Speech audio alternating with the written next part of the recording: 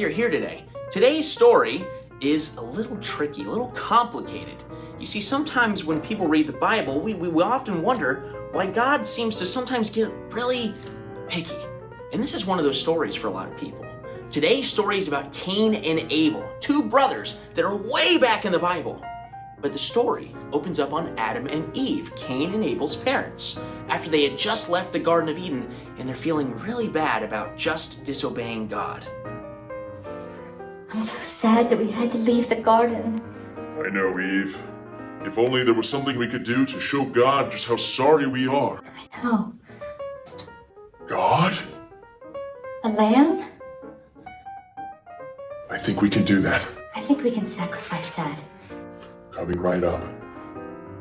So God accepted this offering as good and pleasing. A little side note. Thankfully, we don't have to make sacrifices anymore because of Jesus, but back then, before Jesus, the only way to get God's forgiveness was to make these sacrifices.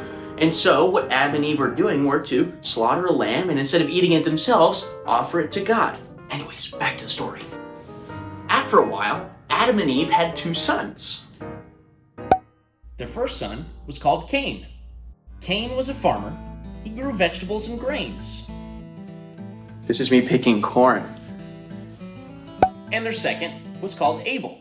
Abel was a shepherd who looked after the family's herds. I tend to the herds. I also am quite killer at animal impressions. Bah! Bah! That was a goat. Now, Cain and Abel were like most siblings. They didn't always get along, but of course they were brothers and loved each other very much. Now, Adam and Eve, their parents, told them about a message that God had given them. There, boys, get on in here. Put the ball down. Put the ball down, Cain. Abel, get on in. Come on. Up two. Double time.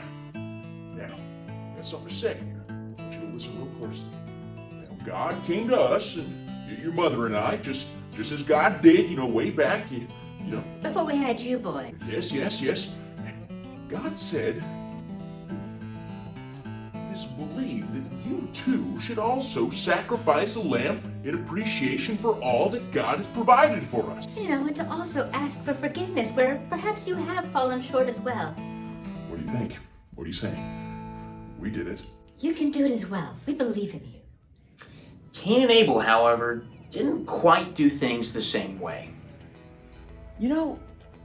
I want to do this right. I might just give God my very first lamb, my very best lamb. No, it's not every day God asks for an offering.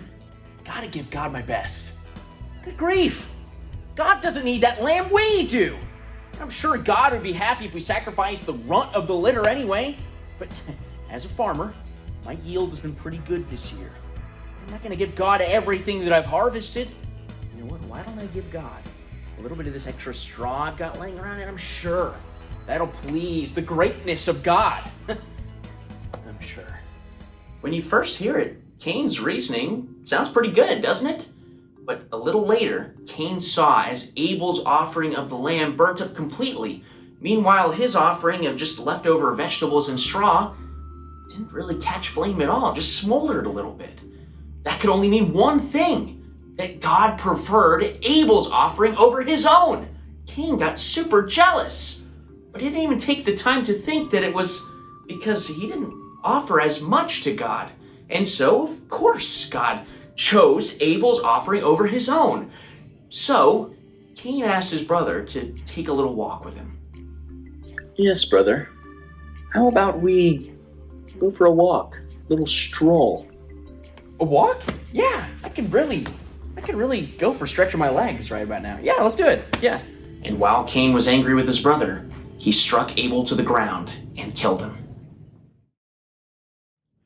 When Cain had realized what he had just done, he was more concerned with the fact that maybe someone had just seen what he had done more so than his brother's death.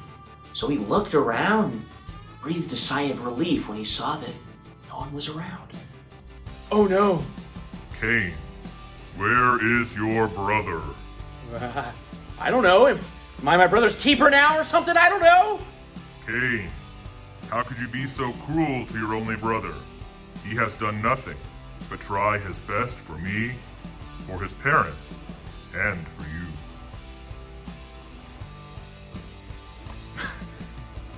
What have I done? My brother. Cain fell to the ground sobbing. He'd finally come to grips and to terms with what he had just done, and he would have to live with the knowledge that he had killed his little brother for the rest of his life. Now, some really focus on different parts of the story, but allow me to sort of direct our focus. What was the real issue with this story? Cain didn't put forth his best offering. He gave leftovers. If he put forth his best, who knows how the story would have turned out? Sometimes in life, we have to remember to put forth our best. If we only provide our leftovers to God and in turn to our neighbors, it's just not enough. They can't live off of these leftovers. God doesn't just want our leftovers. If we put forth our very best, then we can do so much more. If we're only putting forth the minimum, well then oftentimes jealousy can overtake us, perhaps even rage. And after these negatively driven actions, we find that it didn't provide us the relief or the happiness that we were going for in the first place. Man, that's rough. That's deep. So remember to always put forth your best whenever you can. And as always, got so many more stories. They're gonna have to wait for another time. Until then, be kind, do good, and love your neighbors. Bye-bye. Go again. All right, cut. Yeah, that's great, guys. Perfect take. Vineyard boy. Hey, Abel. What's this thing on the ground right here?